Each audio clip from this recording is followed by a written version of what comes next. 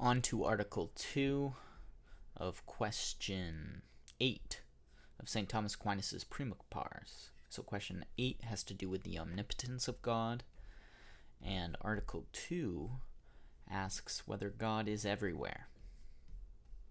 Objection 1. It seems that God is not everywhere. For to be everywhere means to be in every place, but to be in every place does not belong to God, to whom it does not belong to be in a place at all. For incorporeal things, as Boethius says, are not in a place. Therefore, God is not everywhere. Thomas's reply: incorporeal things are in place not by contact of dimensive quantity, as bodies are, but by contact of power. I am unsure of what he means by power.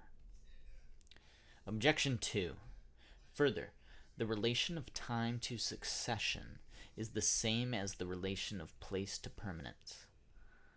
But one indivisible part of action or movement cannot exist in different times. Therefore, neither can one indivisible part in the genus of permanent things be in every place. Now the divine being is not successive but permanent. Therefore, God is not in many places, and thus he is not everywhere.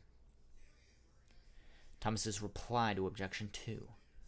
The indivisible is twofold.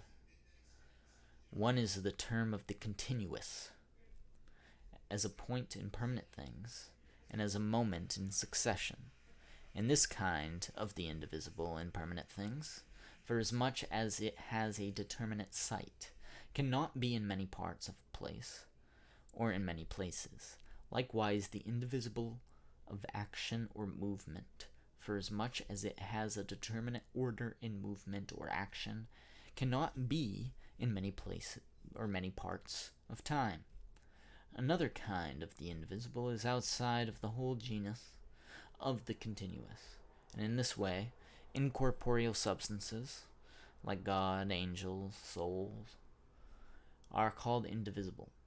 Such a kind of indivisible does not belong to the continuous, as a part of it, but as touching it by its power. Hence, according as its power can extend itself to one or to many, to a small thing or a great one. In this way, it is in one or in many places, and in a small or a large place.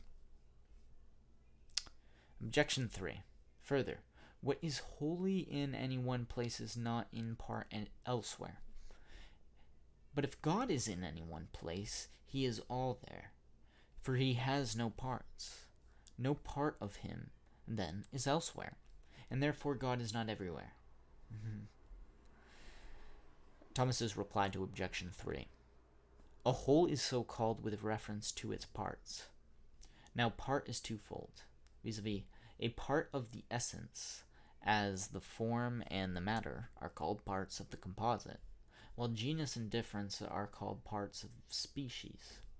There is also part of quantity into which any quantity is divided. What, therefore, is whole in any place by totality of quantity cannot be outside of that place, because the quantity of anything placed is commensurate to the quantity of the place. And hence, there is no totality of quantity without totality of place. But totality of essence is not commensurate to the totality of place.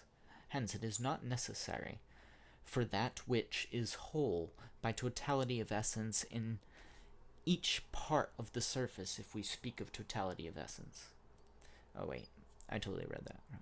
Hence, it is not necessary for that which is whole by totality of essence in a thing, not to be at all outside of it.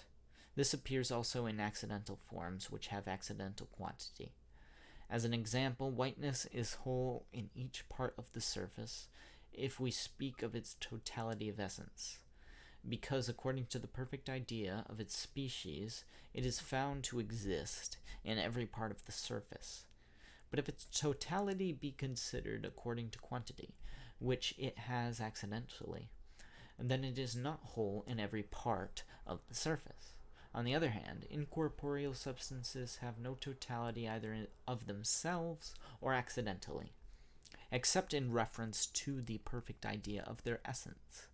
Hence, as the soul is whole in every part of the body, so is God whole in all things and in each one.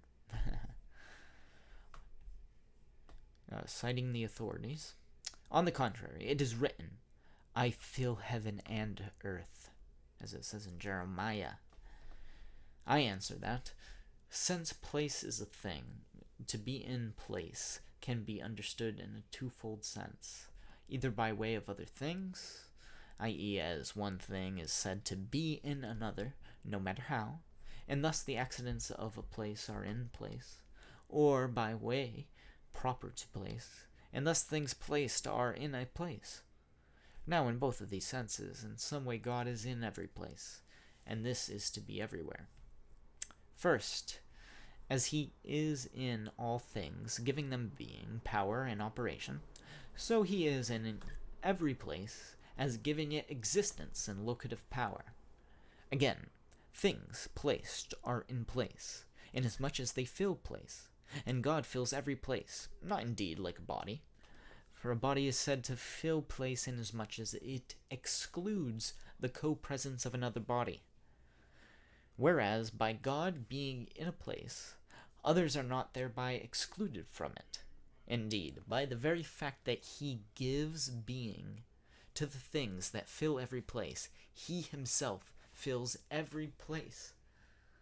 I'm just going to restate that last conjunction right there. He himself fills every place. He himself fills every place.